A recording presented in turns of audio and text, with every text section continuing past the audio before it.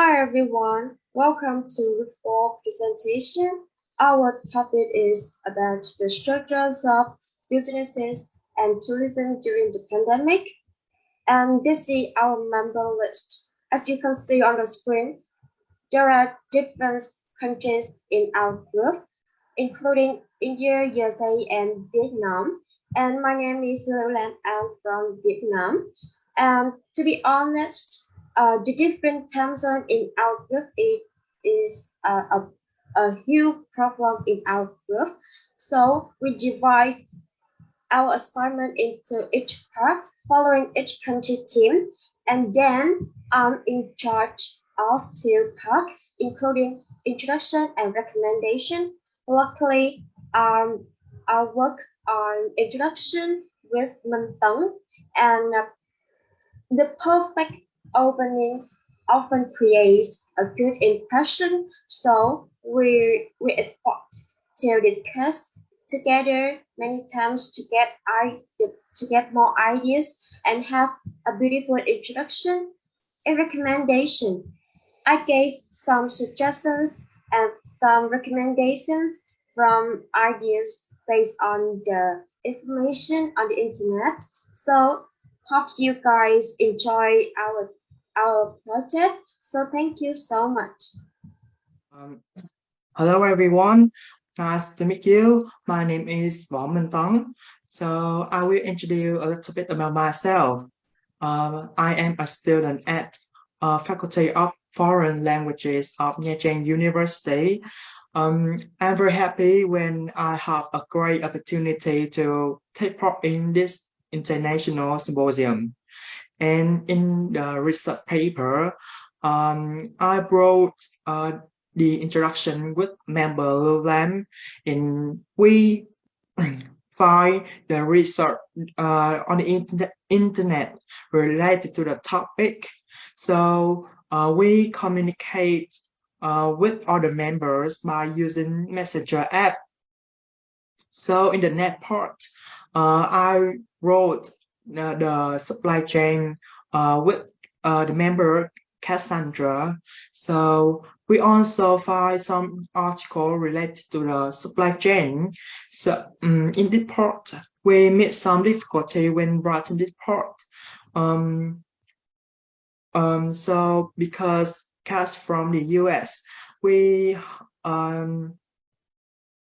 have some difficulties when arranging the time to discuss, but we also wrote the report together. So let's move on to the next member of my group. Hello. I am Thắng Lệ, and you guys formerly know me as Jack. I am a currently I'm the junior student at the foreign language faculty in Nha Trang University, and in my group project, I came up with the writing of the methodology. So, um, but what else? What other parts that I contribute to the to our group project is that um, I got I got the biggest idea for the topic. Um, I got the biggest idea for the topic, and we picked the topic of the business, and and at that moment when I chose this topic, I think, yeah, we just went through the COVID pandemic, so this is the most appropriate moment for us have to have some research based on the already um, given data or materials, so that we can use it to do our own research. And I got the observation of the big picture, which mean I I um I gather the information, and I take a look at how our like how the assignment is divided, and uh, how the members in my group work on that, and I gather those information to put on the biggest part, which is the writing of the methodologies. And while doing this, and I combined it with the idea that I chose for the topic, so I can see that which one is good and which one is good for anyone to write it on. And yeah, we use our like we divide the assignment according to our strongest side. Yeah.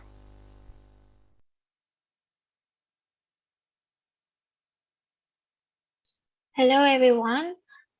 Let's move on to the business part. So let me introduce myself first.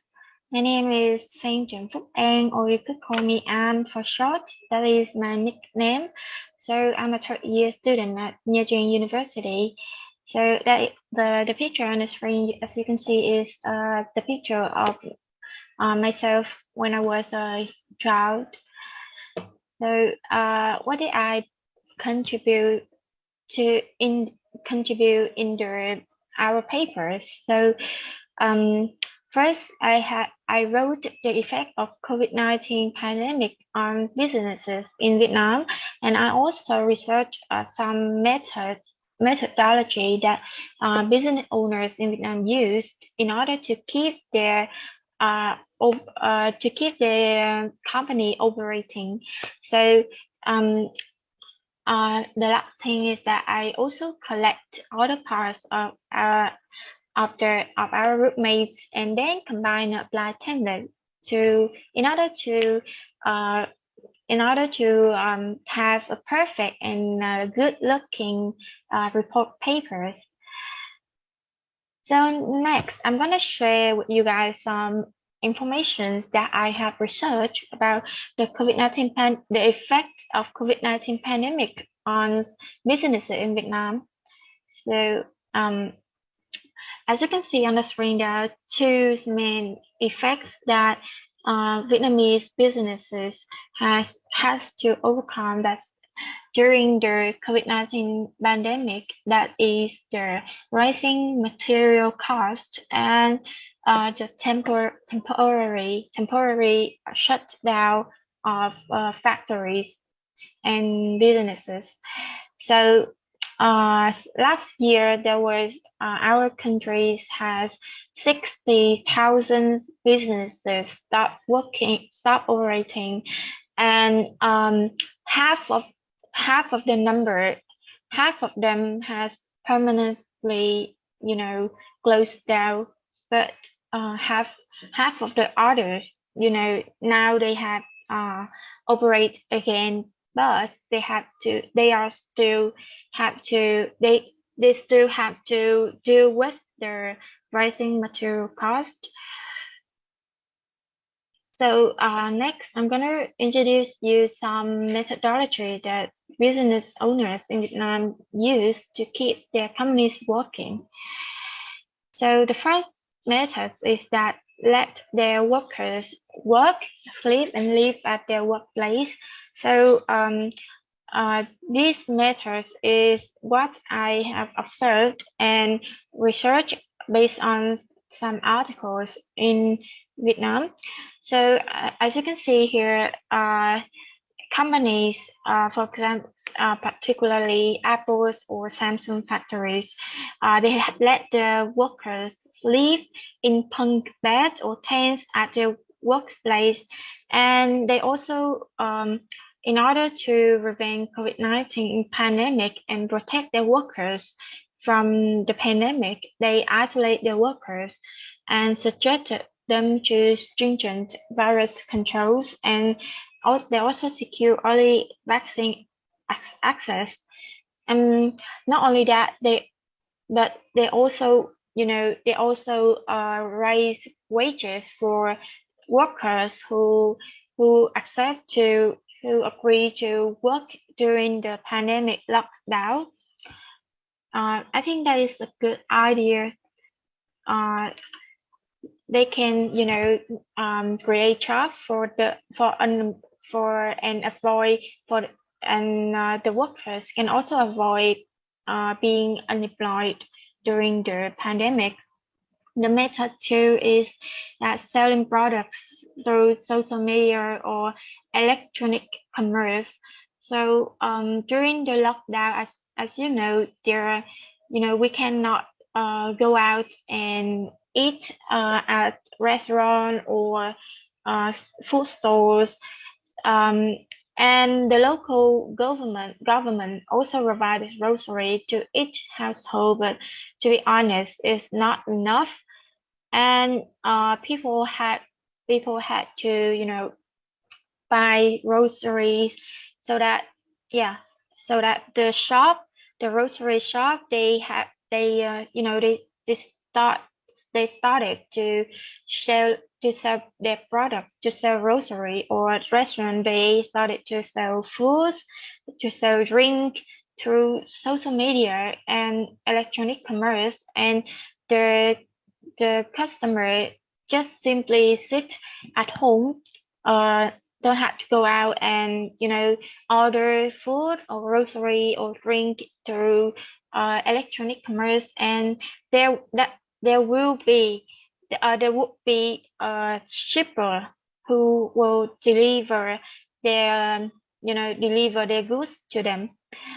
So here, as you can see, this is the picture of a shipper who was waiting for the food and to delivery to their customer. So that's all my part. Next, Adina will give you more information about the effect of COVID-19 on the USA economy, and also the method, the third method, remote work project. And then effects of COVID-19 pandemic on the businesses in the USA. And this is my part. My name is Adina Nesbitt, and I'm a senior at Evergreen State College. And I did my part more so on my personal experience, but of course I did do a lot of research just to make sure that what I was wanting to do my part on was something that was legit. And it was, not just because I know this personally, but because I did the research. A lot of bad, of course, came from the global pandemic, but there was also some good things. Businesses were able to learn to thrive in a whole different way. It wasn't like regular remote working that has already been around forever. It was entire giant companies like the company I came from that had to go completely remote and do not plan on opening their doors back up. I work for a payroll company, and we pay caregivers for Washington State. They take care of our elderly and our disabled. And so that's part of the work that I did. The cool thing about also working from home is you get back involved in your home life. You're gone so many hours during the week that you lose a part of what's going on at home. So you can reestablish the family connection. But of course, there's always two sides to every story. The top benefits of remote working are here. Flexible schedule, not really for me, but maybe for others. Working from any location, that was pretty awesome. I got to travel and see my son in Texas. My mom lives at the beach, so I traveled a lot to visit with them with my work. No commute, other than traveling, no commute at all. Time with your family excessively, working from home, and others. 90% of the workforce would like to remain remotely part-time and not fully go back to an actual office. I'm one of those people. I actually work remotely, but I also work from an office 3 days a week at least. The bad things, the struggles that I had were a lot of these. One of the biggest struggles on here, of course, was the struggle with working remotely stems from the blurred lines between work and personal life. It's hard to get off that computer sometimes if you have one more thing left to do, and then that one more thing turns into 100 more things to do. different time zones. That was also messy. And the reliable Wi-Fi here in Washington State, couldn't make up our mind what was going on. The snow hindered me a lot, and then the high winds sometimes. Staying motivated was also sometimes difficult because I wanted to just crawl in bed with my grandson when he was over. So this is my part of our project. I hope you enjoyed it. I enjoyed this class so much, and thank you so much for letting me be a part of this international group. Hi there, this is tourism for Group 4. I found that the effects of COVID on the tourism sector has been very major around the world. It doesn't matter what country there is, each country has suffered in its tourism sector from COVID-19. With the effects of COVID-19, for example, I have found that in Las Vegas, a huge hub for tourism in the United States itself, there is largely a huge economy around Las Vegas and its tourism at around $63.6 billion running up to 2019, and that was halved during the pandemic to $29.6 billion in 2020. That just took 1 year to sweep the rug under the economy of Las Vegas, let alone Nevada. There are many issues with tourism with the COVID-19 pandemic. Of course, having COVID-19 bars you from travel. There are many lockdowns all around the world still, even in 2022. Um, there are different documents and other such things you need for travel right now, such as vaccination, booster, making sure that you haven't been in contact with other people recently, thus complicating matters to travel even more. So, what governments are doing right now is trying to re, revit, re, revitalize the economies around the world that are focused around tourism. Many businesses have closed down due to COVID, especially many in the tourism sectors. Hawaii suffered immensely during the COVID pandemic, and many of its tourism sectors have failed recently. There are many places that are connected to tourism, like the logistics part, where you get food, fuel, how people get to and fro from these tourism spots, like the airline industry. There have been many buyouts of the airline industries and many closeouts of smaller airplane businesses. So, what to do with these issues? I believe governments should mandate vaccinations and possibly even masks in heavily crowded areas, as well. Making sure that there's a good vexing program to make sure that you do not have the virus. Other things that governments may do in this time is to do marketing campaigns for their smaller and even bigger cash makers in the tourism sector. Make programs, make brochures, make reasons for people to come to their cities and or to make money off tourists. And that has to be from a federal level to a individual level in these instances. So I believe there needs to be a revitalization as well of the supply chain industry as well to make sure that these tourism sectors get the needed supplies that they need. As well, other issues is filling in the um, lost workers due to COVID who got laid off or died from the vaccine. There needs to be more education in revitalizing their economic prosperity for tourism. So, what I would like you guys to do to possibly just kind of lighten this up is to possibly draw or sketch or even paint someplace that you would like to go back to. It could be a vacation spot, could be a cafe, could be a river, could be a beach.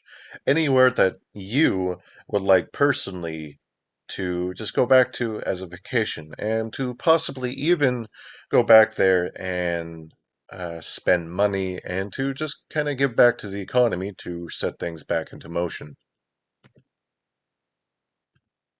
Hey, I'm Johnny, and I did the discussion portion of this paper. And in the discussion, we just touched on the unexpected findings that were attributed to these struggles of business. We noticed that some factories were having factory sleepovers, which just allowed them to, keep the pandemic from spreading into the factories too heavily and shutting down the factories. And this allowed them to keep up with the supply that was being demanded. In the conclusion, I just touched on the ripple effects that were felt among all industries, but largely in the tourism, the restaurant, and technology industries. And these industries felt, large drops in revenue, shifting demands, and just struggles with supply chains. And these all had massive effects that made a lot of businesses either decide to close down or stay open and change their operations. And through this operational change, there was a permanent change that came from this. And this affected the overall structure of businesses as we know them today, and have shifted a lot of businesses online or just the different ways they operate. And then in the last part of the conclusion, we just touched on the limitations of the paper. We talked about kind of the not understanding the full effects of the pandemic yet, as it's still going on currently. And the shifting regulations are still affecting a lot of revenues within businesses, the way that they're operating, the GDP of countries. And these are just some instances where we just need to get a better picture of it by getting further research for the next few years coming out, as the pandemic is, more neutralized and normalized within society.